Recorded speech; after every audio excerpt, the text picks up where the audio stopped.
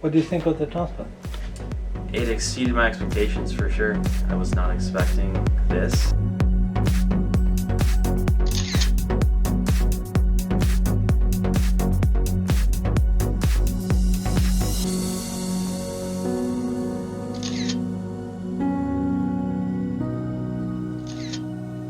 I'm going to present Joe to you.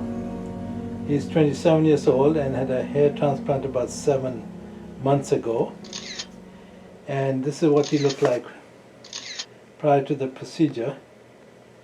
You can see here the Norwood-4, definitely Norwood-3 with central thinning bordering onto Norwood-4.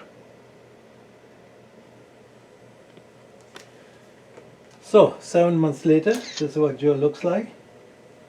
You can see the hairline here. Turn towards me, please.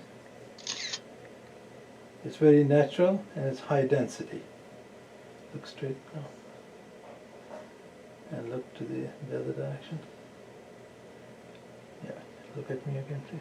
Chin down, please. And you can see this is a very nice merging with the natural hair behind here. So this is the natural hair, this is transplanted.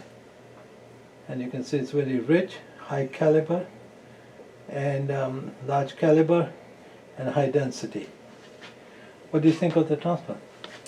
It exceeded my expectations for sure. I was not expecting this. I knew it would be pretty good, but definitely not what I expected. And have you had comments from friends, family? I would say, yeah, a lot of people were surprised by the results. They said that it was a world of a difference. And how have you felt in terms of self-confidence and in terms of interacting with people? And I wouldn't say it's changed the way I interact with people, but I prefer this appearance. do you like the hairline? Do you like the density?